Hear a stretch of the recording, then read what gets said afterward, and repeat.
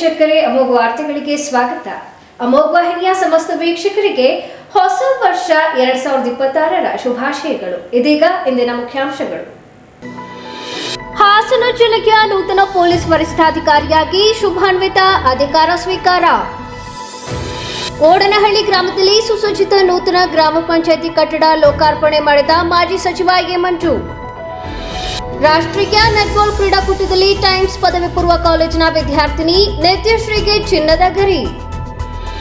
ಹೊಸ ವರ್ಷದ ಪ್ರಯುಕ್ತ ವಾಸವಿ ಮೈಲ್ಸ್ಟೋನ್ ಶಾಲೆಯ ಪುಟಾಣಿಗಳು ತಮ್ಮ ಕೈಯಲ್ಲಿ ತಯಾರಿಸಿದ ಹೊಸ ವರ್ಷದ ಗ್ರೀಟಿಂಗ್ಸ್ಗಳನ್ನು ಅಮೋಘ ವಾಹಿನಿಯ ಮುಖ್ಯಸ್ಥರಾದ ಡಾಕ್ಟರ್ KPS ಪ್ರಮೋದ್ ಅವರಿಗೆ ನೀಡಿದರು. ಇಂದು ನೂತನ ವರ್ಷದ ಶುಭಾರಂಭದ ಮೊದಲ ದಿನವಾಗಿದ್ದು ವಾಸವಿ ಮೈಲ್ಸ್ಟೋನ್ ಶಾಲೆಯ ಪುಟಾಣಿಗಳು ವಿನೂತನವಾಗಿ ಆಚರಿಸಿದರು. ಅಮೋಘ ವಾಹಿನಿಯ ಮುಖ್ಯಸ್ಥರಾದ ಡಾಕ್ಟರ್ KPS ಪ್ರಮೋದ್ ಅವರ ಮನೆಗೆ ತೆರಳಿ ತಮ್ಮ ಸ್ವಂತ ಪರಿಶ್ರಮ, ಪ್ರೀತಿ ಮತ್ತು ಶ್ರದ್ಧೆಯಿಂದ ತಮ್ಮ ಕೈಯಾರೆ ತಯಾರಿಸಿದ ಹೊಸ ವರ್ಷದ ಗ್ರೀಟಿಂಗ್ ಕಾರ್ಡ್ಗಳನ್ನು ನೀಡಿ ನೂತನ ವರ್ಷಕ್ಕೆ ಶುಭ ಕೋರಿದರು. ಅದನ್ನು ಸ್ವೀಕರಿಸಿದ ಪ್ರಮೋದ್ ಅವರು ಮಕ್ಕಳಿಗೆ ಮತ್ತು ವಾಸವಿ ಮೈಲ್ಸ್ಟೋನ್ ಶಾಲಾ ವೃಂದಕ್ಕೆ ಹೊಸ ವರ್ಷದ ಶುಭಾಶಯಗಳನ್ನು ಕೋರಿದರು. ಈ ವೇಳೆ ಶಾಲೆಯ ಸಂಸ್ಥಾಪಕರಾದ ಪ್ರಜ್ವಲ್, ಮೈಲ್ಸ್ಟೋನ್ ಅಕಾಡೆಮಿಯ ರಾಕೇಶ್, ಶಿಕ್ಷಕರಾದ ದಿವ್ಯಾ, ಸುಕನ್ಯಾ, ಕಾವ್ಯ, ಮಾಯಾವತಿ, ದಿನೇಶ್ ಹಾಜರಿದ್ದರು. ಹಾಸನ ಜಿಲ್ಲೆಯ ನೂತನ ಪೊಲೀಸ್ ವರಿಷ್ಠಾಧಿಕಾರಿಯಾಗಿ ಶುಭಾನ್ವಿತ ಅಧಿಕಾರ ಸ್ವೀಕರಿಸಿದರು. ಈ ಹಿಂದೆ ಜಿಲ್ಲಾ ಪೊಲೀಸ್ ವರಿಷ್ಠಾಧಿಕಾರಿಯಾಗಿ ಕರ್ತವ್ಯ ನಿರ್ವಹಿಸುತ್ತಿದ್ದ ಮೊಹಮ್ಮದ್ ಸುಜಿತ್ ಅವರನ್ನು ಬೆಂಗಳೂರಿಗೆ ವರ್ಗಾವಣೆ ಮಾಡಿದ ಹಿನ್ನೆಲೆಯಲ್ಲಿ ರಾಜ್ಯ ಸರ್ಕಾರ ಶುಭಾನ್ವಿತ ಅವರನ್ನು ಹಾಸನ ಜಿಲ್ಲೆಯ ನೂತನ ಪೊಲೀಸ್ ವರಿಷ್ಠಾಧಿಕಾರಿಯಾಗಿ ನೇಮಕ ಮಾಡಿ ಆದೇಶ ಹೊರಡಿಸಿತ್ತು. ಆದೇಶ ಹೊರಬಂದ ಬಳಿಕ ಬೆಂಗಳೂರಿನಿಂದ ಹಾಸನ ಜಿಲ್ಲೆಗೆ ಆಗಮಿಸಿದ ಶುಭಾನ್ವಿತ ಅವರನ್ನು ಪೊಲೀಸ್ ಇಲಾಖೆಯ ಹಿರಿಯ ಅಧಿಕಾರಿಗಳು ಹಾಗೂ ಸಿಬ್ಬಂದಿಗಳು ಆತ್ಮೀಯವಾಗಿ ಸ್ವಾಗತಿಸಿದರು. ಬಳಿಕ ಅವರು ಜಿಲ್ಲಾ ಪೊಲೀಸ್ ಕಚೇರಿಗೆ ತೆರಳಿ ಅಧಿಕೃತವಾಗಿ ಅಧಿಕಾರ ಸ್ವೀಕರಿಸಿದರು. ಈ ಸಂದರ್ಭದಲ್ಲಿ ಹೆಚ್ಚುವರಿ ಪೊಲೀಸ್ ವರಿಷ್ಠಾಧಿಕಾರಿಗಳಾದ ತಮ್ಮಯ್ಯ ಹಾಗೂ ಶ್ರೀನಿಧಿ ಅವರು ಶುಭಾನ್ವಿತ ಅವರಿಗೆ ಅಧಿಕಾರ ಹಸ್ತಾಂತರಿಸುವ ಮೂಲಕ ನೂತನ ಕರ್ತವ್ಯಕ್ಕೆ ಶುಭಾಶಯ ಕೋರಿದರು. ನೂತನ ಪೊಲೀಸ್ ವರಿಷ್ಠಾಧಿಕಾರಿಯಾಗಿ ಶುಭಾನ್ವಿತ ಅವರು ಜಿಲ್ಲೆಯ ಕಾನೂನು ಸುವ್ಯವಸ್ಥೆ ಬಲಪಡಿಸುವುದು, ಅಪರಾಧ ನಿಯಂತ್ರಣ, ಸಾರ್ವಜನಿಕರೊಂದಿಗೆ ಸ್ನೇಹಪರ ಪೊಲೀಸ್ ವ್ಯವಸ್ಥೆ ರೂಪಿಸುವುದಕ್ಕಾಗಿ ಮೊದಲ ಆದ್ಯತೆ ನೀಡಲಾಗುವುದು ಎಂದು ಹೇಳಿದರು. ಹೊಳೆನರಸೀಪುರ ತಾಲೂಕಿನ ಓಡನಹಳ್ಳಿ ಗ್ರಾಮ ಪಂಚಾಯಿತಿ ವ್ಯಾಪ್ತಿಯಲ್ಲಿ ನೂತನವಾಗಿ ನಿರ್ಮಿಸಲಾದ ಸುಸಜ್ಜಿತ ಪಂಚಾಯಿತಿ ಕಟ್ಟಡವನ್ನು ಅರಕಲಗೂಡು ಕ್ಷೇತ್ರದ ಶಾಸಕರಾದ ಎ ಮಂಜು ಅವರು ಉದ್ಘಾಟಿಸಿದರು. ನೂತನ ಕಟ್ಟಡವನ್ನು ಸಾರ್ವಜನಿಕ ಸೇವೆಗೆ ಸಮರ್ಪಿಸಿದ ನಂತರ ಜ್ಯೋತಿ ಬೆಳಗುವ ಮೂಲಕ ಕಾರ್ಯಕ್ರಮಕ್ಕೆ ಚಾಲನೆ ನೀಡಲಾಯಿತು. ಈ ಸಂದರ್ಭದಲ್ಲಿ ಮಾತನಾಡಿದ ಅವರು ಗ್ರಾಮದ ಅಭಿವೃದ್ಧಿ ಹಾಗೂ ರೈತರ ಹಿತರಕ್ಷಣೆ ಕುರಿತು ಪ್ರಮುಖ ಭರವಸೆಗಳನ್ನು ನೀಡಿದರು. ಈ ಭಾಗದ ರೈತರು ಎದುರಿಸುತ್ತಿರುವ ವಿದ್ಯುತ್ ವ್ಯತ್ಯಯದ ಸಮಸ್ಯೆಯನ್ನು ಹೋಗಲಾಡಿಸಲು ಓಡನಹಳ್ಳಿ ಮತ್ತು ಗುಡ್ಡೇನಹಳ್ಳಿ ಸುತ್ತಮುತ್ತ 64 kV ವಿದ್ಯುತ್ ಉಪಕೇಂದ್ರ ಸ್ಥಾಪಿಸಲಾಗುವುದು. ಇದರಿಂದ ರೈತರ ಪಂಪ್ಸೆಟ್ಗಳಿಗೆ ಹಾಗೂ ಮನೆಗಳಿಗೆ ಸಮರ್ಪಕ ವಿದ್ಯುತ್ ಸರಬರಾಜು ದೊರೆಯಲಿದೆ ಎಂದು ತಿಳಿಸಿದರು. ಅನೇಕನೆ ಮಾಡಿ ಈ ಭಾಗಕ್ಕೆ ನಾನು ವೈಯಕ್ತಿಕವಾಗಿ ಶಾಸಕರ ನಿಧಿಯನ್ನು ಕೊಟ್ಟು ಅಭಿವೃದ್ಧಿ ಮಾಡ್ತಕ್ಕಂಥದ್ದು. ನಾವು ದುಡ್ಡು ಕೊಡೋದು ಮುಖ್ಯ ಅಲ್ಲ, ಕೆಲಸ ಮಾಡಿಸೋದು ಮುಖ್ಯ. ಆ ಊರಿನ ಜನಪ್ರತಿನಿಧಿಗಳು, ಊರಿನ ಗ್ರಾಮಸ್ಥರು ಸೇರಿದರೆ MLA grant, MP grant, Rajya Sabha grant, MLC grant ಇದನ್ನು ಉಪಯೋಗಿಸ್ಕೊಂಡು ಎಲ್ಲ ಅಭಿವೃದ್ಧಿ ಮಾಡೋದಕ್ಕೆ ಸಾರ್ಥಕ ಆಗ್ತದೆ. ಸಾರ್ವಜನಿಕರ ಮನವಿ ಏನಂದರೆ ಎಲೆಕ್ಷನ್ ಬಂದಾಗ ನೀವು ಪಾರ್ಟಿ ನೋಡಿ, ಪರ ನೋಡಿ, ಅಭಿವೃದ್ಧಿ ಬಂದಾಗ ನಮ್ಮೂರು ಕೆಲಸ ಆಗಬೇಕು ಅನ್ನೋದು ಎಲ್ಲ ರಾಜಕಾರಣಿಗಳನ್ನ ಕೇಳ್ತಕ್ಕಂಥ ಪ್ರವೃತ್ತಿನ ಹೊಂದಬೇಕು. ಕೆಲಸ ಮಾಡೋದು JDS, BJP, ಕಾಂಗ್ರೆಸ್ ಅಂತಲ್ಲ, ಸಾರ್ವಜನಿಕರ ಉದ್ದೇಶಕ್ಕೆ ಮಾಡ್ತಕ್ಕಂಥ ಕೆಲಸಗಳನ್ನು ನಾವು ಮಾಡಬೇಕು. ನಾನು ಸತ್ತೋಯ್ತೀನಿ, ನೀವು ಸತ್ತೋಯ್ತೀರಿ, ಮಾಡಿರ್ತಕ್ಕಂಥ ಕೆಲಸ ಉಳಿತದೆ. ನಾವು ನಮ್ಮ ಮಾತು ಯಾವಾಗ ಉಳಬೇಕು ಅಂದರೆ ನಾವು ಮಾಡಿರೋ ಕೆಲಸ ಉಳಿದಾಗ ಮಾತ್ರ. ಬಹುಶಃ ಇದು ಈಗ 66 kV ನಾನು ಗುಡೇನಹಳ್ಳಿಲಿ ಮಾಡಬೇಕಾಗಿತ್ತು, ಅದನ್ನು ಬದಲು ಈಗಾಗಲೇ ಇದಕ್ಕೆ ಆ ಸ್ಕೂಲ್ ನಡೀತಾ ಇದೆಯಲ್ಲ, ಅಂಬೇಡ್ಕರ್ ಇದರಲ್ಲಿ ಅಲ್ಲಿ ಪ್ರಾರಂಭ ಮಾಡ್ತಾ ಇದ್ದೀವಿ. 66 kV ಬಂದರೆ ಈ ಭಾಗದಕ್ಕೆ ಕರೆಂಟಿನ ಸಮಸ್ಯೆ ಕಡಿಮೆ ಇರ್ತದೆ, ಅದಾಗ್ತಕ್ಕಂಥದ್ದು ಕೆಲಸನೂ ಆಗ್ತದೆ ಅಂತ ಹೇಳಿ ಇವತ್ತು ಸರ್ಕಾರದ ಅನುದಾನ ಇಡೀ ರಾಜ್ಯಕ್ಕೆ ಕಡಿಮೆ ಆಗಿದೆ, ನನ್ನೊಬ್ಬನಿಗೆ ಅಲ್ಲ. ಅದರಿಂದ ಅಭಿವೃದ್ಧಿ ಕುಂಠಿತ ಆಗಿದೆ ಅಂತಕ್ಕಂಥದ್ರಲ್ಲಿ ಯಾವುದೇ ಸಂಶಯ ಇಲ್ಲ. ಕೊಟ್ಟಂಥ ಹಣವನ್ನು, ಅತಿ ಹೆಚ್ಚು ಹಣವನ್ನು ಹಳ್ಳಿ ಮೈಸೂರು ಭಾಗಕ್ಕೆ ಕೊಟ್ಟಿದ್ದೀನಿ ಅಂತಕ್ಕಂಥದ್ದು ನನಗೆ ತೃಪ್ತಿ ತಂದಿದೆ. ಕೆಲಸನೂ ಕೂಡ ಆಗ್ತಾ ಇದೆ ಅಂತಕ್ಕಂಥದ್ದು. ಕಾರ್ಯಕ್ರಮದಲ್ಲಿ ಓಡನಹಳ್ಳಿ ಗ್ರಾಮ ಪಂಚಾಯಿತಿ ಅಧ್ಯಕ್ಷರಾದ ಶ್ರೀಮತಿ ಶ್ರುತಿ ಕುಮಾರ್, ಉಪಾಧ್ಯಕ್ಷರಾದ ಶ್ರೀ ಚಂದ್ರಶೇಖರ್, ಪಂಚಾಯಿತಿ ಸದಸ್ಯರು, ತಹಸೀಲ್ದಾರ್, ತಾಲೂಕು ಪಂಚಾಯಿತಿ ಕಾರ್ಯನಿರ್ವಹಣಾಧಿಕಾರಿಗಳು ಹಾಗೂ ಗ್ರಾಮದ ಪ್ರಮುಖ ಮುಖಂಡರು ಉಪಸ್ಥಿತರಿದ್ದರು. ಹಾಸನ ನಗರದ ಹೆಸರಾಂತ ಪದವಿ ಪೂರ್ವ ಕಾಲೇಜುಗಳಲ್ಲಿ ಒಂದಾದ ಟೈಮ್ಸ್ ಪದವಿ ಪೂರ್ವ ಕಾಲೇಜಿನ ದ್ವಿತೀಯ ಪಿಯುಸಿ ವಿದ್ಯಾರ್ಥಿನಿ ನಿತ್ಯಶ್ರೀ ಅಂಡರ್ 19 ರಾಷ್ಟ್ರೀಯ ಶಾಲಾ ಕ್ರೀಡಾಕೂಟದಲ್ಲಿ ಕರ್ನಾಟಕ ತಂಡವನ್ನು ಪ್ರತಿನಿಧಿಸಿ ಚಿನ್ನದ ಪದಕ ಗೆದ್ದು ಜಿಲ್ಲೆಗೆ ಹಾಗೂ ರಾಜ್ಯಕ್ಕೆ ಕೀರ್ತಿ ತಂದಿದ್ದಾರೆ.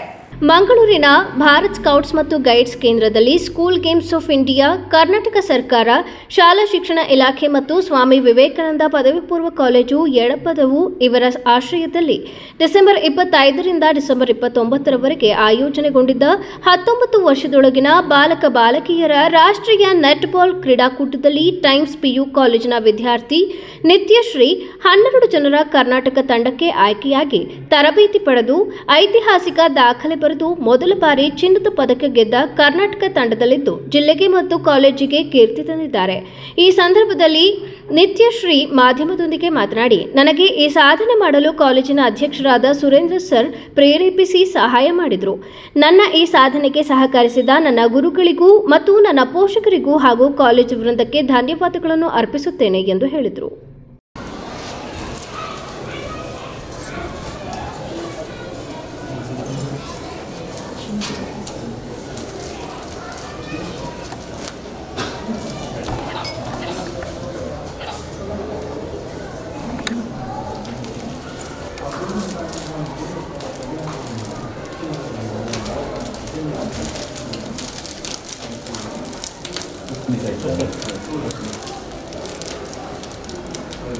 ನನಗೆ SGFIಯಲ್ಲಿ ಅಂಡರ್ 19 ಗರ್ಲ್ಸ್ ನ್ಯಾಷನಲ್ ಲೆವೆಲಲ್ಲಿ ಫಸ್ಟ್ ಪ್ಲೇಸ್ ಆಗಿದೆ. ಮಂಗಳೂರಲ್ಲಿ ನಡೆದಿತ್ತು, ಕೇರಳ ಮೇಲೆ ಗೆದ್ದಿದ್ವಿ. ಮತ್ತು ನಮ್ಮ ಪ್ರಿನ್ಸಿಪಲ್ ಸುರೇಂದ್ರ ಸರ್ ತುಂಬ ಸಪೋರ್ಟ್ ಮಾಡಿದ್ದಾರೆ. ಮತ್ತು ನನ್ನ ಕೋಚ್ ಪುರುಷೋತ್ತಮ್ ಸರ್ ಅಂತ, ಅವರು ಸ್ಟೇಡಿಯಮಲ್ಲಿ ಡೈಲಿ ಪ್ರಾಕ್ಟೀಸ್ಗೆ ಹೋಗಿದ್ದೀನಿ, ಅವ್ರು ಕೋಚ್ ಮಾಡಿದರು. ಮತ್ತು ನನ್ನ ಸೀನಿಯರ್ಸ್ ಎಲ್ಲರಿಗೂ ಥ್ಯಾಂಕ್ ಯು ಹೇಳೋಕ್ಕೆ ಇಷ್ಟಪಡ್ತೀನಿ. ಮತ್ತು ಇದೆಲ್ಲದಕ್ಕಿಂತ ನಮ್ಮ ಪೇರೆಂಟ್ಸ್, ಮಮ್ಮಿ ಡ್ಯಾಡಿ ಸಪೋರ್ಟ್ ಮಾಡಿದ್ದಾರೆ ತುಂಬ. 5 ಇಯರ್ಸಿಂದ ನನಗೆ ಡೈಲಿ ಸ್ಟೇಡಿಯಮಿಗೆ ಕರ್ಕೋಗಿ ಎಲ್ಲ ಥರ ಸಪೋರ್ಟ್ ಮಾಡಿದ್ದಾರೆ. ನಾನು 5 ವರ್ಷದಿಂದ ಸ್ಪೋರ್ಟ್ಸಿಗೆ ಕರ್ಕೊಯ್ತಿದ್ದೀನಿ. 8ಯಿಂದ ಕರ್ಕೋಗ್ತಿದ್ದೆ. ಸಂಜೆ ಬೆಳಗ್ಗೆ 2 ಟೈಮು ಇರೋದು, 2 ಟೈಮು ಕರ್ಕೊಯ್ತಿದ್ದೆ.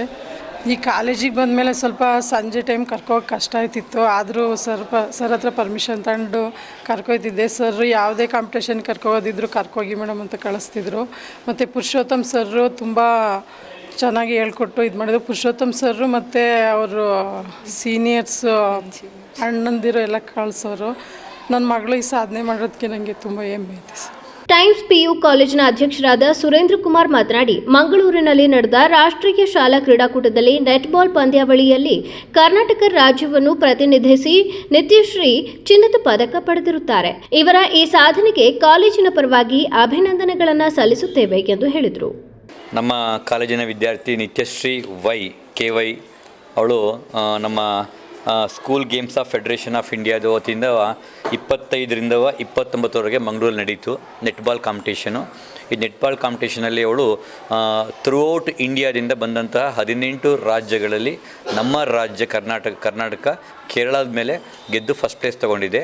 ಅದರಲ್ಲಿ ನಮ್ಮ ಕಾಲೇಜಿನಲ್ಲಿ ಓದ್ತಿದ್ದಂತಹ ನಿತ್ಯಶ್ರೀ KY ಅವಳೂ ಭಾಗವಹಿಸಿ ಅವಳಿಗೆ ಗೋಲ್ಡ್ ಮೆಡಲ್ ಸಿಕ್ಕಿದೆ. ಸೊ ಹಾಗಾಗಿ ಅವಳಿಗೆ ಮತ್ತು ಅವರ ತಂದೆ ತಾಯಿಗೆ ಹಾಗೆ ನನ್ನ ಕಾಲೇಜಿನ ವತಿಯಿಂದ ಅವಳಿಗೆ ತುಂಬ ಹೃದಯ ಧನ್ಯವಾದಗಳನ್ನ ಅರ್ಪಿಸ್ತೀನಿ. ಸೊ ಈ ಒಂದು ಕ್ರೀಡೆಯಲ್ಲಿ ಅವಳು ಫಸ್ಟ್ ಪ್ಲೇಸ್ ಬಂದಿರೋದ್ರಿಂದ ಅವಳಿಗೆ ಮುಂದಿನ ಜೀವನಕ್ಕೆ ಫಾರ್ ಎಕ್ಸಾಂಪಲ್ ಅವಳು ಇಂಜಿನಿಯರಿಂಗ್ ಅಥವಾ ಮೆಡಿಕಲ್ ಹೋಗಬೇಕು ಅಂದರೆ ಸೊ ಆ ಒಂದು ಕೋಟಾದಲ್ಲಿ ಅವಳಿಗೆ ಒಂದು ಸೀಟ್ ಅಲಾಟ್ ಆಗುತ್ತೆ. ಸೊ ಹಾಗಾಗಿ ಸ್ಪೋರ್ಟ್ಸ್ಗೂ ಸಹ ನಮ್ಮ ಕಾಲೇಜಿನಲ್ಲಿ ನಮ್ಮ ಮಕ್ಕಳುಗಳಿಗೆ ಅದರಲ್ಲಿ ಆಡಲೇಬೇಕು ಅಂತ ಇರೋ ಮಕ್ಕಳುಗಳಿಗೆ ಸಪೋರ್ಟ್ ಮಾಡ್ತೀವಿ. ಸೊ ಹಾಗಾಗಿ ನಮ್ಮ ಕಾಲೇಜಿನ ವತಿಯಿಂದ ಅವಳಿಗೆ ಮತ್ತೊಮ್ಮೆ ತುಂಬ ಧನ್ಯವಾದಗಳನ್ನ ಅರ್ಪಿಸ್ತೀನಿ. Thank you.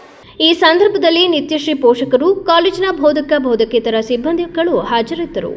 ವಿಶ್ವದಲ್ಲಿಯೇ ಭಾರತ ದೇಶದಲ್ಲಿ ಅತಿ ಹೆಚ್ಚು ಮಧುಮೇಹಿ ರೋಗಿಗಳಿದ್ದು, ಈ ಕಾಯಿಲೆಯಿಂದ ರೋಗಿಗಳಲ್ಲಿ ಅಂಗಾಂಗದ ವೈಫಲ್ಯತೆ ಹೆಚ್ಚಾಗಲು ಮೂಲ ಕಾರಣವಾಗಿದೆ ಎಂದು ಶಾಸಕ CN ಬಾಲಕೃಷ್ಣ ಕಳವಳ ವ್ಯಕ್ತಪಡಿಸಿದರು.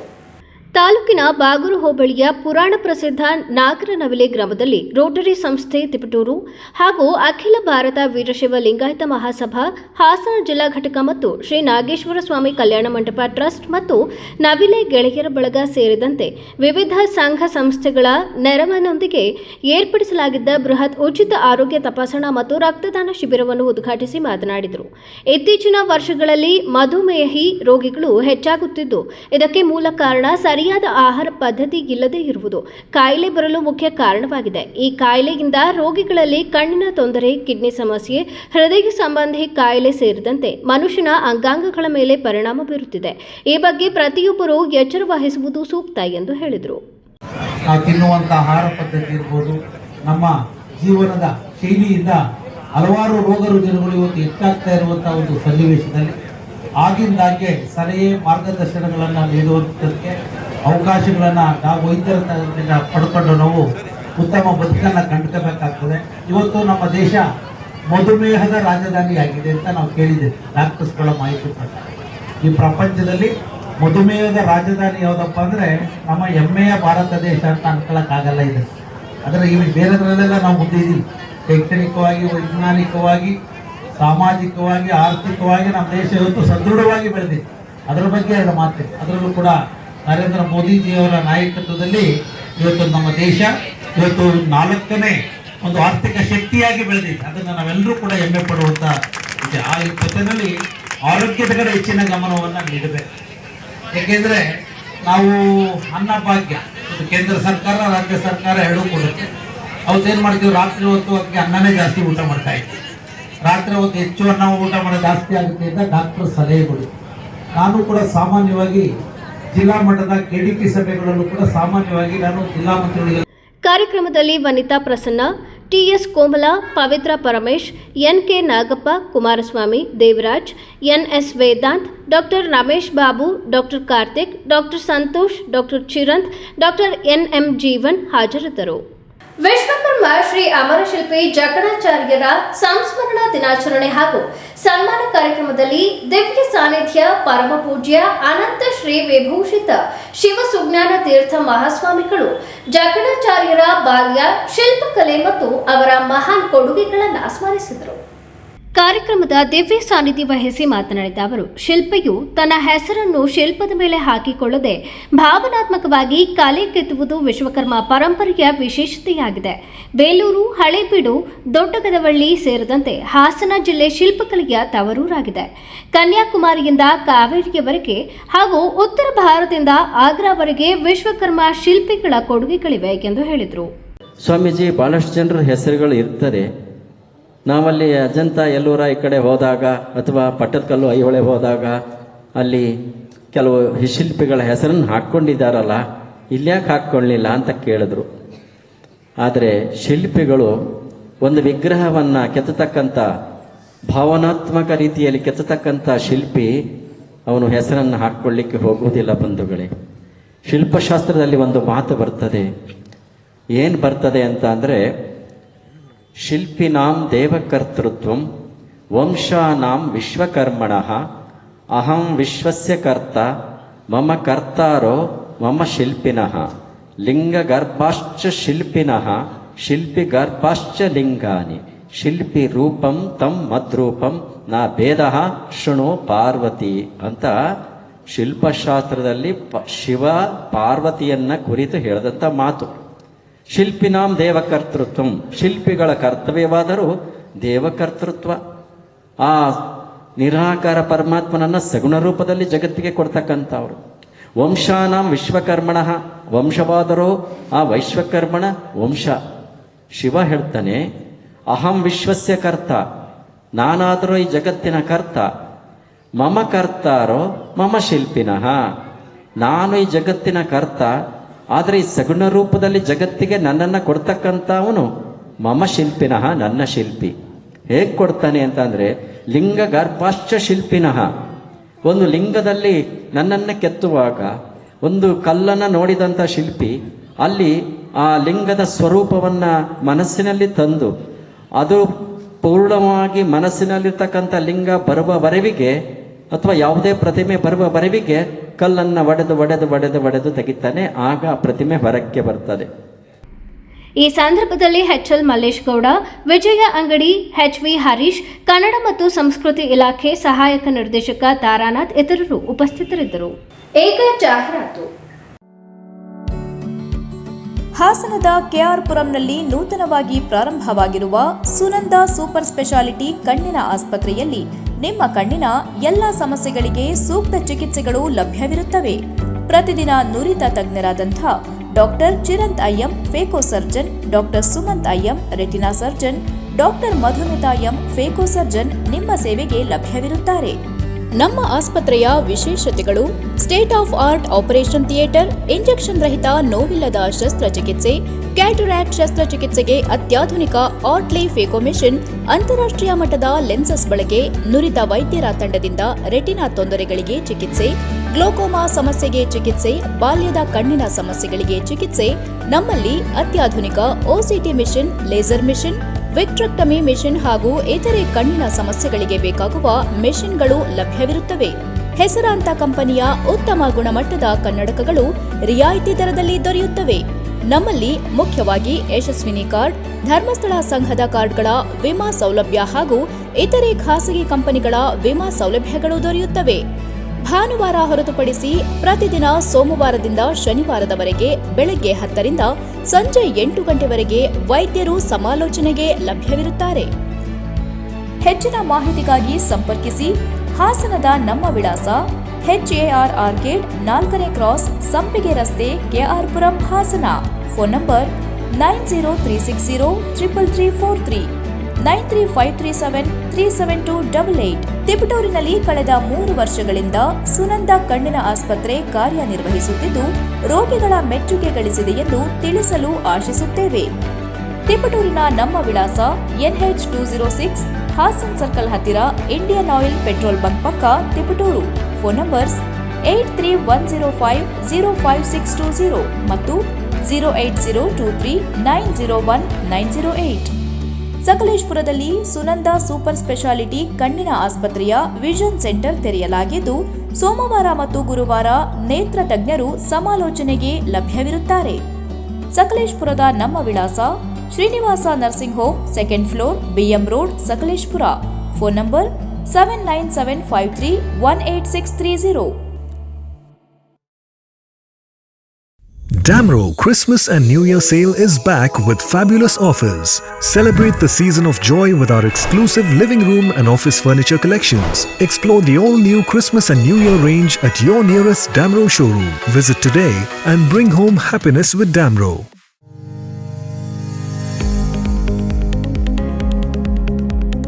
ಕರ್ನಾಟಕ ರಾಜ್ಯದ ನಗರ ಸ್ಥಳೀಯ ಪ್ರದೇಶದ ಸಾರ್ವಜನಿಕರಿಗೆ ತಮ್ಮ ಆಸ್ತಿಗಳ ಖಾತಾ ಪಡೆಯಲು ಸುವರ್ಣಾವಕಾಶ. ಆಸ್ತಿ ತಂತ್ರಾಂಶದ ಮುಖಾಂತರ ಈಗಾಗಲೇ ಆನ್ಲೈನ್ನಲ್ಲಿ ಖಾತಾ ಸೇವೆ ನೀಡಲಾಗುತ್ತಿದೆ.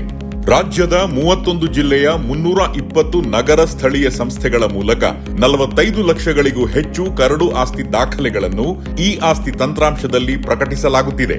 ಆಸ್ತಿ ಮಾಲೀಕರು www.easti.karnataka.gov.in ನ ಲಿಂಕ್ ನ ಮೂಲಕ ಆನ್ಲೈನ್ನಲ್ಲಿ ಲಾಗಿನ್ ಆಗಿ ತಾವೇ ಸ್ವತಃ ತಮ್ಮ ಆಸ್ತಿ ದಾಖಲೆಗಳನ್ನು ಪರಿಶೀಲಿಸಿಕೊಳ್ಳಬಹುದು.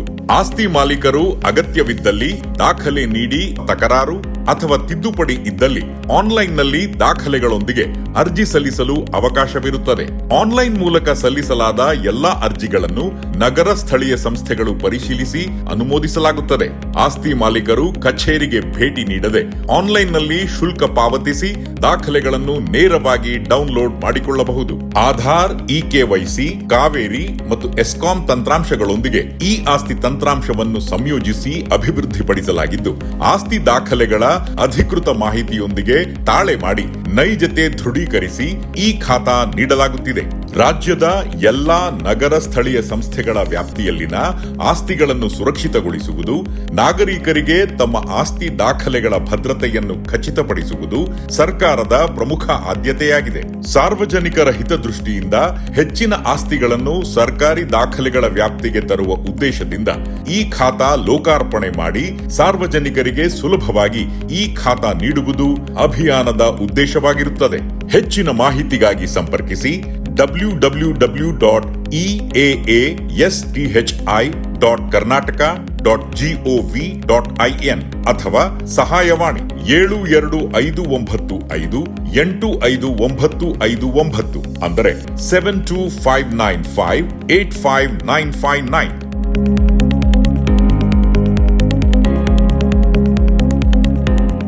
ಹಿಂದೆ ಸೇಲ್ ಮಾಡಿ.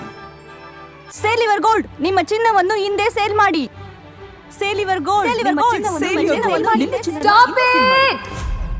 ಎಲ್ಲರೂ ಚಿನ್ನನ ಸೇಲ್ ಮಾಡಿ ಅಂತ ಹೇಳ್ತಿದ್ದಾರೆ, ಆದ್ರೆ ನಮ್ಮ ಅಜ್ಜಿ ತಂದೆ ತಾಯಿ ಕೊಟ್ಟಂತ ಉಡುಗೊರೆಯ ಒಡವೆಗಳು ಹರಾಜೋಗ್ತಿವೆ. ಯಾರು ಒಡವೆಗಳನ್ನ ಉಳಿಸ್ಕೊಳ್ಳಿ ಅಂತ ಹೇಳ್ತಿಲ್ಲ. ನಮ್ಮ ಬೆನಕ ಗೋಲ್ಡ್ ಕಂಪನಿಗೆ ಕಾಲ್ ಮಾಡಿ ನಿಮ್ಮ ಒಡವೆಗಳನ್ನ ಬಿಡಿಸಿ ಉಳಿಸಿಕೊಡುತ್ತೇವೆ. EMI ಮೂಲಕ ನಿಮ್ಮ ಒಡವೆಗಳನ್ನ ವಾಪಸ್ ಪಡೆಯೋ ಸುವರ್ಣ ಅವಕಾಶ ನಿಮ್ಮದಾಗಿಸಿಕೊಳ್ಳಿ. ನಿಮ್ಮ ನೆಮ್ಮದಿಯ ನಾಳೆಗಾಗಿ ಕಾಲ್ Benaka gold company 6366 111 999. Benaka Gold Company, we value you and your valuables. ದಕ್ಷಿಣ ಭಾರತದ ಹೆಸರಾಂತ ನಂಬರ್ 1 ಹಾಗೂ ನಂಬಿಕೆಗೆ ಅರ್ಹವಾದ ನಮ್ಮ ಬೆನಕ ಗೋಲ್ಡ್ ಕಂಪನಿಯು ನೀವು ಅಡ ಇಟ್ಟ ಚಿನ್ನವನ್ನು ಬಿಡಿಸಿಕೊಡುವುದಲ್ಲದೆ ಉಳಿಸಿಕೊಳ್ಳಲು ಸಹಕರಿಸುತ್ತದೆ. ಚಿನ್ನಕ್ಕೆ ಚಿನ್ನದಂತ ಬೆಲೆ ಬೇಕೆ? ಕಾಲ್ Benaka gold company 6366 111 999. Benaka Gold Company, we value you and your valuables. ಯಾವತ್ತು ಮರೆಯಲ್ಲ. ನಾನು ಚಿಕ್ಕವನಾಗಿದ್ದಾಗ ಹುಟ್ಟದಬ್ಬ ಅಂದ್ರೆ ಚಾಕ್ಲೇಟ್. ಜೊತೆಯಾಗಿದ್ದರೆ ಎಲ್ಲರೂ ಸಿಹಿಯಾದ ಸಂಭ್ರಮ, ಖುಷಿ ಇದ್ದರೆ ಎಲ್ಲೆಲ್ಲೂ ಪ್ರತಿದಿನವೂ ಸಡಗರವು. Camco Chocolates, spreading. ರಾಜ್ಯದ ಪ್ರತಿಷ್ಠಿತ ಸೇವಾ ಸಂಸ್ಥೆಗಳಲ್ಲಿ ಒಂದಾದ ರಾಷ್ಟ್ರೋತ್ಥಾನ ಪರಿಷತ್ ಭಾರತೀಯ ಜ್ಞಾನ ಪರಂಪರೆ, ನೈಜ ಇತಿಹಾಸ, ಸಂಸ್ಕೃತಿ, ಜೀವನ ಪದ್ಧತಿ ಪ್ರತಿಬಿಂಬಿಸುವ CBSE ಪಠ್ಯಕ್ರಮದ 17 ವಿದ್ಯಾಕೇಂದ್ರಗಳನ್ನು ರಾಜ್ಯದ ವಿವಿಧ ಭಾಗಗಳಲ್ಲಿ ನಡೆಸುತ್ತಿದೆ. ಈ ಶಾಲೆಗಳಲ್ಲಿ ವಿದ್ಯಾರ್ಥಿಗಳ ಸರ್ವಾಂಗೀಣ ವಿಕಾಸಕ್ಕಾಗಿ ಪಂಚಮುಖಿ ಶಿಕ್ಷಣ ಎನ್ನುವ ವಿಶಿಷ್ಟ ಕಲಿಕಾ ಪದ್ಧತಿಯನ್ನು ಅನುಷ್ಠಾನಗೊಳಿಸಲಾಗಿದೆ.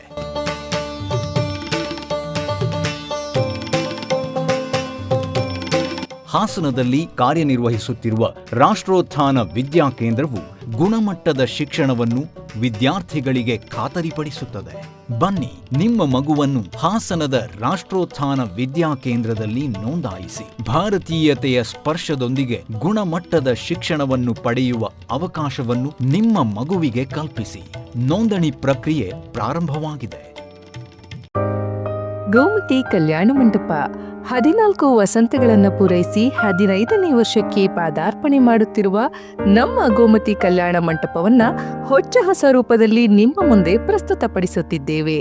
ಅತ್ಯಾಧುನಿಕವಾಗಿ ನವೀಕರಣಗೊಂಡ ಕಲ್ಯಾಣ ಮಂಟಪದಲ್ಲಿ 1200 ಜನರು ಕೂರಬಹುದಾದಂತಹ ಬ್ಯಾಂಕ್ವೆಟ್ ಹಾಲ್ ಹಾಗೂ 700 ಜನರು ಊಟ ಮಾಡಬಹುದಾದ ಡೈನಿಂಗ್ ಹಾಲ್ ಇದ್ದು, ಮದುವೆ, ಬೀಗರ ಔತಣ, ನಾಮಕರಣ ಮತ್ತು ಎಲ್ಲ ಶುಭ ಸಮಾರಂಭಗಳಿಗೆ ಸಸ್ಯಾಹಾರಿ ಮತ್ತು ಮಾಂಸಾಹಾರಿ ಔತಣಗಳಿಗೆ ಹಾಲ್ ಅನ್ನು ನೀಡಲಾಗುತ್ತದೆ.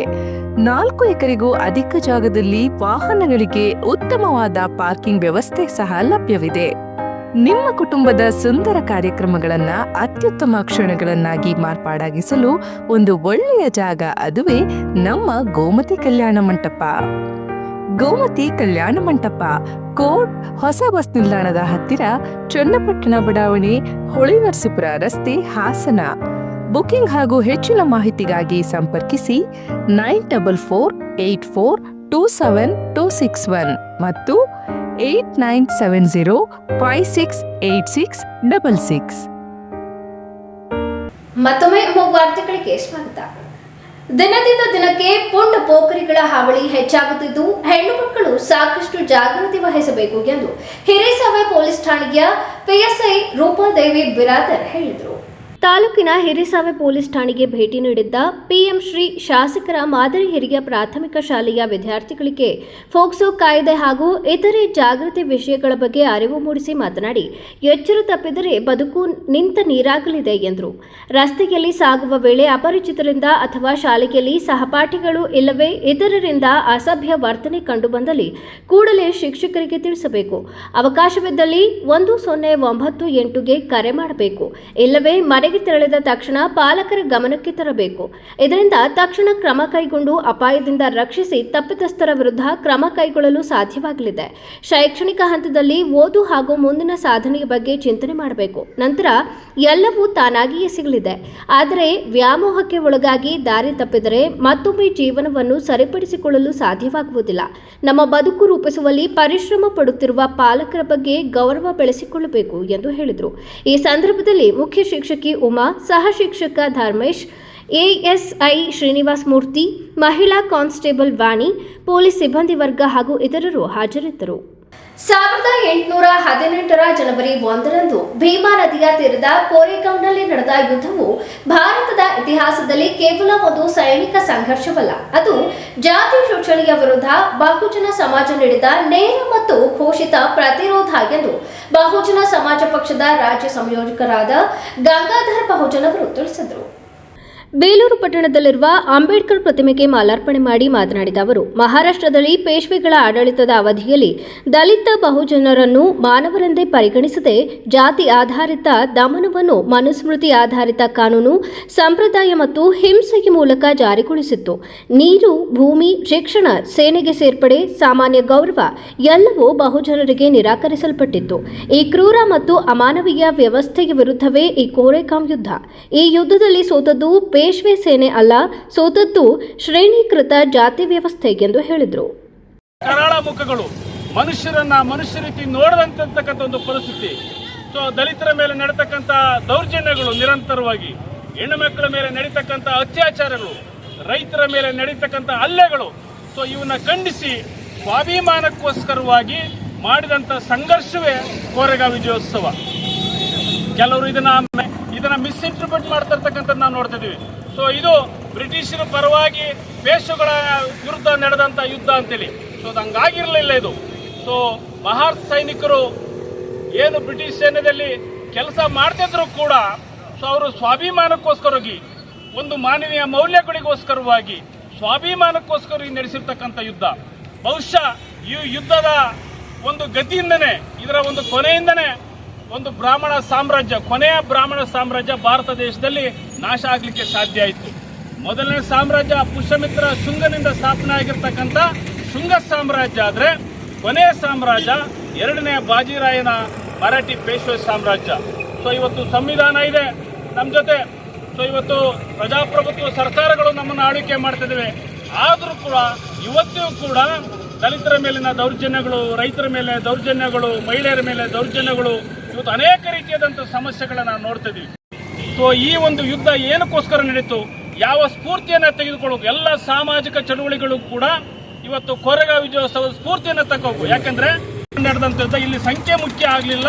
ಕೇವಲ 500 ಜನರ ಸೈನ್ಯ 28,000 ಜನರ ಸೈನ್ಯವನ್ನ ಸೋಲಿಸಿದ್ದು ಜಗತ್ತಿನ ಇತಿಹಾಸದಲ್ಲಿ ಮತ್ತೊಂದು ಯುದ್ಧವನ್ನು ನೋಡಲಿಕ್ಕೆ ನಾವು ಸಾಧ್ಯ ಇಲ್ಲ. ಸೊ ಹಂಗಾಗಿ ಇದೊಂದು ಸ್ಫೂರ್ತಿಯ ಸಂಕೇತ, ಇದೊಂದು ಸ್ವಾಭಿಮಾನದ ಸಂಕೇತ ಅಂತೇಳಿ ಇವತ್ತು ಬಹುಜನ್ ಸಮಾಜ್ ಪಾರ್ಟಿ ಈ ಒಂದು ವಿಜಯೋತ್ಸವವನ್ನು ಆಚರಣೆ ಮಾಡಿ. ಈ ಸಂದರ್ಭದಲ್ಲಿ ಪ್ರಕಾಶ್ ಕೆಸಗೋಡು, ರಾಜು ಬೆಳ್ಳೊಟ್ಟೆ, ಎಂಜಿ ಕಿರಣ್ ಕುಮಾರ್, ಹೇಮಂತ್ ಕುಮಾರ್, ಉಮೇಶ್, ನಿಂಗರಾಜು ಬೆಳ್ಳಾವರ, ಮಂಜುನಾಥ್, ಮಲ್ಲೇಶ್, ಹೊನ್ನಯ್ಯ, ಕೇಶವ, ನಾಗೇಂದ್ರ, ಮನು ಮುಂತಾದವರು ಹಾಜರಿದ್ದರು. ಇತಿಹಾಸದ ಪುಟಗಳಲ್ಲಿ ಮರೆಮಾಚಿದ ಕೋರೆಗಾಂವ್ ವಿಜಯೋತ್ಸವವನ್ನು ಡಾಕ್ಟರ್ ಬಿಆರ್ ಅಂಬೇಡ್ಕರ್ ಕೋರೆಗಾಂವ್ ಗ್ರಾಮದಲ್ಲಿ ವಿಜಯೋತ್ಸವದ ಧ್ವಜಕಂಬ ನಿರ್ಮಿಸಿ ಇತಿಹಾಸ ಸೃಷ್ಟಿಸಿದರು ಎಂದು ನಿವೃತ್ತ ಡಿಸಿಪಿ ಹಾಗೂ ಭಾರತೀಯ ಬೌದ್ಧ ಮಹಾಸಭಾದ ಅಧ್ಯಕ್ಷ ಸಿದ್ದರಾಜ್ ತಿಳಿಸಿದರು. ಪಟ್ಟಣದ ಜಯಭೀಮ್ ನಗರದಲ್ಲಿ ಇರುವ ಕೋರೆಗಾಂವ್ ವಿಜಯೋತ್ಸವ ಧ್ವಜಕಂಬ ಬಳಿ ಆಯೋಜಿಸಿದ್ದ ಕಾರ್ಯಕ್ರಮವನ್ನು ಉದ್ಘಾಟಿಸಿ ಮಾತನಾಡಿದ ಅವರು, ರಾಜ ಮಹಾರಾಜರ ಕಾಲಘಟ್ಟದಲ್ಲೇ ಜಾತಿ ಅಸ್ಪೃಶ್ಯತೆಯ ಮನಸ್ಥಿತಿಯಲ್ಲಿ ಸೈನಿಕರಾಗಿದ್ದ ದಲಿತರನ್ನು ಪೇಶ್ವೆಗಳ ಆಡಳಿತದಿಂದ ಹೊರಹಾಕಿದರು. 1818 ಜನವರಿ 1 ಈ ಯುದ್ಧದ ಇತಿಹಾಸವನ್ನು ಚರಿತ್ರೆಯ ಪುಟಗಳಲ್ಲಿ ಮರೆಮಾಚಲಾಗಿತ್ತು. ನಂತರ ಡಾಕ್ಟರ್ ಬಿಆರ್ ಅಂಬೇಡ್ಕರ್ ಯುದ್ಧ ನಡೆದ ಕೋರೆಗಾಂವ್ ಸ್ಥಳದಲ್ಲಿ ವಿಜಯೋತ್ಸವ ಸ್ತಂಭ ನಿರ್ಮಿಸಿ ಪ್ರತಿ ವರ್ಷವೂ ಜನವರಿ 1 ಯುದ್ಧವನ್ನು ಸ್ಮರಿಸುತ್ತಿದ್ದರು ಎಂದು ಹೇಳಿದರು. ಯಾವುದೇ ಮೋಜು ಮಸ್ತಿಗೆ ಹೊಸ ವರ್ಷದ ಆಚರಣೆಯನ್ನ ಮಾಡದೇನೆ ಇಲ್ಲಿ ಬಂದು ಇಂಥದ್ದೇ ವಿಚಾರಗಳನ್ನ ಜನ ಸಮುದಾಯಕ್ಕೆ ಮಾಡಿದ್ರು. ಇವತ್ತು ಲಕ್ಷಾಂತರ ಜನ ಭೀಮಾ ಕೋರೆಗಾಂವ್ನಲ್ಲಿ ಹೋಗಿ ಇದರ ಪ್ರತೀಕವನ್ನು ಅರ್ಥ ಮಾಡ್ಕೊಂಡಿದ್ದಾರೆ, ಇದರ ಮಹತ್ವವನ್ನು ಅರ್ಥ ಮಾಡ್ಕೊಂಡಿದ್ದಾರೆ. ಅದೊಂದು ತೀರ್ಥ ಕ್ಷೇತ್ರವಾಗಿ ಪರಿಗಣನೆ ಆಗಿದೆ. 2018ನೇ ಇಸವಿಯಲ್ಲಿ ಅದರ ವಿರುದ್ಧ ಅತಿಕ್ರಮಣ ಮಾಡಿದಂಥವರ ವಿರುದ್ಧ ಕೂಡ ಇವತ್ತು ಸರ್ಕಾರ ಸೂಕ್ತ ಕ್ರಮವನ್ನು ತೆಗೆದುಕೊಂಡಿದೆ ಅಂತ ಹೇಳ್ತಾ, ಇದರ ಮುಖೇನ ನೀವೆಲ್ಲ ಕೂಡ ಯೂನಿಟಿಯನ್ನ, ಒಗ್ಗಟ್ಟನ್ನ, ಶಕ್ತಿಯನ್ನ ಪ್ರದರ್ಶನ ಮಾಡಬೇಕು ಅಂತ ಹೇಳಿ ನಿಮ್ಮನ್ನೆಲ್ಲ ಈ ಹೊಸ ವರ್ಷದ ಆಚರಣೆಯನ್ನ, ಈ ಕೋರೆಗಾಂವ್ ಧ್ವಜಸ್ತಂಭವನ್ನ ಸಂಸ್ಮರಣೆ ಮಾಡುವುದರ ಮುಖೇನ ನಿಮಗೆ ಸಮರ್ಪಣೆ ಮಾಡ್ತಾ, ಅರಕಲಗೂಡಿನ ಪ್ರಜ್ಞಾವಂತ ನಾಗರಿಕ ಜನತೆ ಇದನ್ನ ಅರ್ಥ ಮಾಡಿಕೊಂಡು ಬದುಕ್ತಾರೆ ಅಂತ ಹೇಳ್ತಾ ನಿಮಗೆಲ್ಲರಿಗೂ ಭೀಮ ವಂದನೆಯನ್ನು ಸಲ್ಲಿಸ್ತೇನೆ. ಜೈ ಭೀಮ್. ಬೇಲೂರು ಪಟ್ಟಣದ ತಾಲೂಕು ಕಚೇರಿಯಲ್ಲಿ ರಾಷ್ಟ್ರೀಯ ಹಬ್ಬಗಳ ಆಚರಣಾ ಸಮಿತಿ ವತಿಯಿಂದ ವಿಶ್ವಕರ್ಮ ಜಯಂತಿಯನ್ನು ಅತ್ಯಂತ ಶ್ರದ್ಧಾ ಭಕ್ತಿಯಿಂದ ಹಾಗೂ ಅರ್ಥಪೂರ್ಣವಾಗಿ ಆಚರಿಸಲಾಯಿತು. ಕಾರ್ಯಕ್ರಮದ ಆರಂಭದಲ್ಲಿ ಅಮರಶಿಲ್ಪಿ ಜಕಣಾಚಾರ್ಯ ಭಾವಚಿತ್ರಕ್ಕೆ ಗಣ್ಯರು ಪುಷ್ಪಾರ್ಚನೆ ಸಲ್ಲಿಸುವ ಮೂಲಕ ಗೌರವ ನಮನ ಸಲ್ಲಿಸಿದರು. ಈ ಮೂಲಕ ವಿಶ್ವಕರ್ಮರ ಶಿಲ್ಪಕಲೆ, ತ್ಯಾಗ ಹಾಗೂ ಸಮಾಜಕ್ಕೆ ನೀಡಿದ ಅನನ್ಯ ಕೊಡುಗೆಗಳನ್ನು ಸ್ಮರಿಸಲಾಯಿತು. ಕಾರ್ಯಕ್ರಮವನ್ನು ಉದ್ದೇಶಿಸಿ ಮಾತನಾಡಿದ ವಿಶ್ವಕರ್ಮ ಸಮಾಜದ ತಾಲೂಕು ಅಧ್ಯಕ್ಷ ಪುರುಷೋತ್ತಮ ಅವರು, ವಿಶ್ವಕರ್ಮ ಸಮಾಜವು ಶತಮಾನಗಳಿಂದ ದೇಶದ ಆರ್ಥಿಕ, ಸಾಂಸ್ಕೃತಿಕ ಹಾಗೂ ಸಾಮಾಜಿಕ ಬೆಳವಣಿಗೆಯಲ್ಲಿ ಮಹತ್ತರ ಪಾತ್ರ ವಹಿಸಿಕೊಂಡಿದೆ. ದೇವಾಲಯಗಳ ಶಿಲ್ಪಕಲೆ, ವಾಸ್ತುಶಿಲ್ಪ, ಲೋಹ, ಮರ, ಕಲ್ಲು ಹಾಗೂ ಕೈಗಾರಿಕಾ ಕ್ಷೇತ್ರಗಳಲ್ಲಿ ವಿಶ್ವಕರ್ಮರ ಕೊಡುಗೆ ಅಪ್ರತಿಮವಾಗಿದೆ. ಇಂತಹ ಶ್ರೀಮಂತ ಪರಂಪರೆಯನ್ನು ಇಂದಿನ ಪೀಳಿಗೆಯ ಯುವಕರು ಅರಿತುಕೊಂಡು ಮುಂದುವರಿಸಬೇಕಾಗಿದೆ. ಸರ್ಕಾರದಿಂದ ವಿಶ್ವಕರ್ಮ ಸಮಾಜಕ್ಕೆ ದೊರೆಯುತ್ತಿರುವ ವಿವಿಧ ಸೌಲಭ್ಯಗಳು, ಯೋಜನೆಗಳು ಹಾಗೂ ಶೈಕ್ಷಣಿಕ ಅವಕಾಶಗಳನ್ನು ಸಮರ್ಪಕವಾಗಿ ಬಳಸಿಕೊಂಡು ಯುವಕರು ಶಿಕ್ಷಣ, ಸ್ವಉದ್ಯೋಗ ಹಾಗೂ ಉದ್ಯೋಗ ಕ್ಷೇತ್ರಗಳಲ್ಲಿ ಮುಂದೆ ಬರಬೇಕು. ಸಮಾಜದ ಒಗ್ಗಟ್ಟಿನಿಂದ ಮಾತ್ರ ಪ್ರಗತಿ ಸಾಧ್ಯವಾಗುತ್ತದೆ ಎಂದು ಹೇಳಿದರು.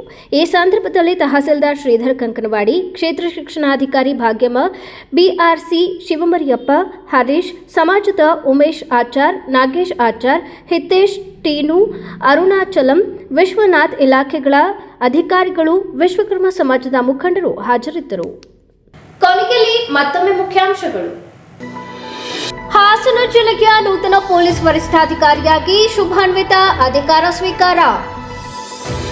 ಓಡನಹಳ್ಳಿ ಗ್ರಾಮದಲ್ಲಿ ಸುಸಜ್ಜಿತ ನೂತನ ಗ್ರಾಮ ಪಂಚಾಯಿತಿ ಕಟ್ಟಡ ಲೋಕಾರ್ಪಣೆ ಮಾಡಿದ ಮಾಜಿ ಸಚಿವ ಎ ಮಂಜು. ರಾಷ್ಟ್ರೀಯ ನೆಟ್ಬಾಲ್ ಕ್ರೀಡಾಕೂಟದಲ್ಲಿ ಟೈಮ್ಸ್ ಪದವಿ ಪೂರ್ವ ಕಾಲೇಜಿನ ವಿದ್ಯಾರ್ಥಿನಿ ನಿತ್ಯಶ್ರೀಗೆ ಚಿನ್ನದ ಗರಿ. ಮುಂದಿನ ವಾರ್ತಾ ಸಂಚಿಕೆಯಲ್ಲಿ ಮತ್ತೊಮ್ಮೆ ಭೇಟಿಯಾಗೋಣ. ನಮಸ್ಕಾರ.